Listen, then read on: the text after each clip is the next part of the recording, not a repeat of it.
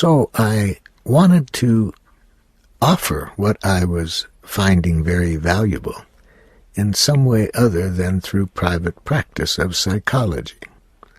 Well, how to do that? I didn't have any real idea at the time, but I started to talk to people who had found it helpful when they had come to me and ask for their support and how we could get this out to people that might benefit by it.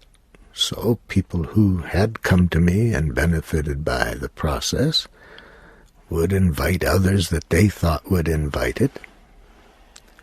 And the next thing I knew, I was traveling around the United States because word spreads, and people that I had helped in one community to learn the process and apply it in their lives would tell people that they knew in other communities, and before I knew it, I was spending much of my life traveling around the United States to different groups of people who were wanting me to share the process with them.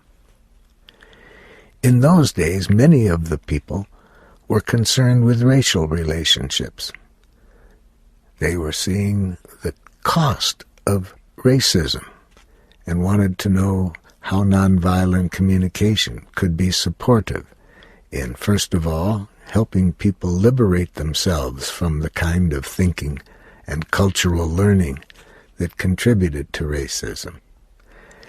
And I was working on that issue with people in many states in the United States, particularly the southern states, because at that time our country was going through desegregation in the schools and many problems were occurring, and so people were finding nonviolent communication very helpful both in transforming racist kinds of thinking into thinking which was more respectful of differences. And it also helped reconcile warring groups within communities on this subject. Then when the word got around about how valuable nonviolent communication was with dealing with racism, I began to be invited to work with people who are concerned about sexism, and here again found that the process was very helpful in the work that the people were doing in that area. One of the problems I faced was that working with the people around in those areas of racism and sexism often did not have much money to offer me for providing the help that I was giving them. When I was in private practice, I was getting a lot of affluent people coming to me for my services. But just to go out and offer it to people around that would invite me into their communities, having heard about it, the initial groups were not very affluent people. And so to get around the United States, it was pretty costly for me to stop overnight and be in a hotel. So much the time I had to sleep outdoors as I was traveling from city to city. And this was no problem when the weather was good because I had a pretty good sleeping bag, but of course it could be quite uncomfortable in the winter time or when it rained. One day as I was driving through Kansas and I was about to stop because it was nighttime and I needed some sleep on my way back home, the problem was it was raining very hard, and when it did that, I would need to go into the nearby town and find some overhang on some building that I could sleep under. So I went into a place in the nearest town that I could find a little overhang from the roof that I could be protected from the rain, and I got my sleeping bag out of the car and started to sleep. But now the police came by and wondered, who is this strange person who just chooses to get out and sleep underneath that overhang?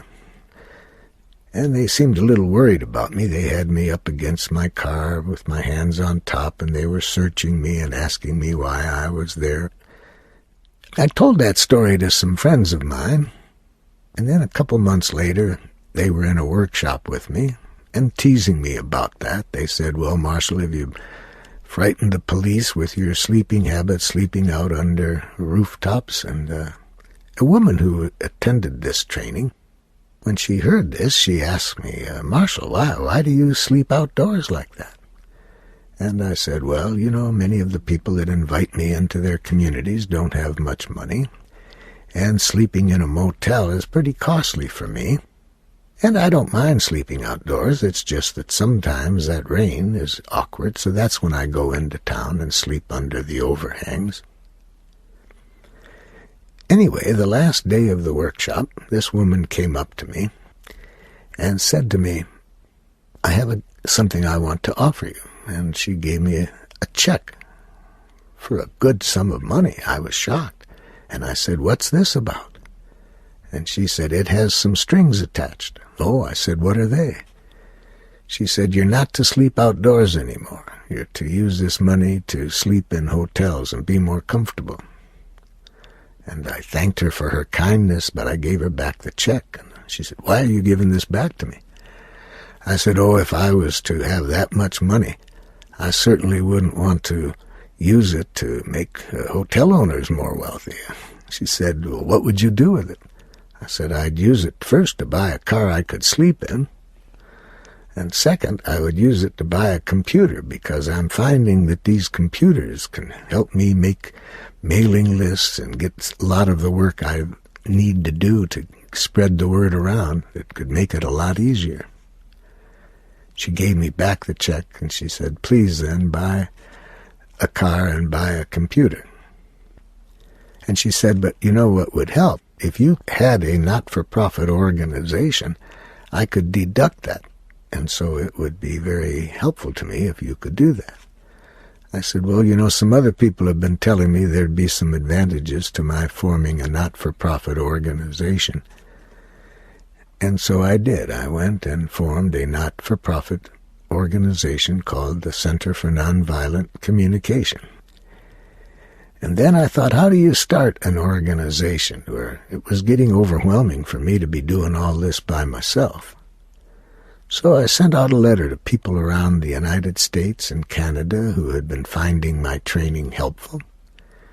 And I invited them to come together if they would be interested in sharing with me the challenge of how do we distribute nonviolent communication in a way that it could be helpful to people most in the United States and Canada. I was delighted to find that 23 people came together. They had this interest in working with me on how we could, as a team, make the training more available. But then they were so effective in inviting me all over the United States and Canada, and I was seeing day after day how valuable the process could be, how many people were using it in how many ways. And then I saw that it was far too valuable to make it dependent on my availability. And just at this time, I was reading of the work of Paulo Freire in Brazil. He was then the head of the Department of Education, and Brazil had a very low rate of literacy. And he came up with a very creative program for increasing literacy in Brazil. Instead of having to depend on well-educated teachers to teach reading, he developed a very clever program, and very simple, in which people who were learning how to read could turn around and teach other people how to do it. And through this process, he rapidly spread literacy skills throughout Brazil. But he did something else that was also very clever. He integrated into this literacy teaching to get people to think more about how their government was working and what power they had to change things that were not in harmony with their values. Within a short time, he was getting about 85% of the people literate, whereas when he started out, it was about 3%. Well, this really stimulated me, and I thought, could I make this process so clear that I could teach other people how to teach other people the process? And I started this experiment in 3 cities that I was working in a lot at the time: San Francisco, California, Toronto, Canada, and Norfolk, Virginia.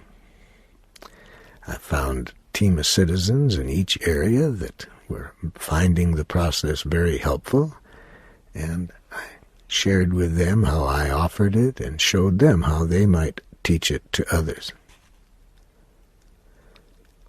Before I knew it, these teams spread to other teams in the United States.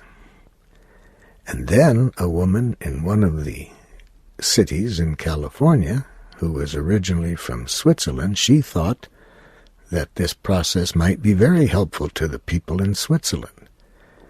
And she said, if I go over there and describe it to the people in my town that I lived in Switzerland, and some of the people are interested, would you be willing to go there and offer the process? And she went, found people who were interested, and I then went to Switzerland and offered the process. And when people in the United States heard that I was doing that, some people said, well, we know people in Germany. How about while you're over in Switzerland, offering it to people in Germany? And I did, and that started me then in Europe. Now that was about 30 years ago. Now in the 30 years since, our process has been spreading throughout the world, so that now we have projects going in about 50 countries, and we have a team of about 200 people who I've trained to offer our training to other people, and in their countries they're training other people to train other people. So we're seeing a very rapid distribution of this process of nonviolent communication.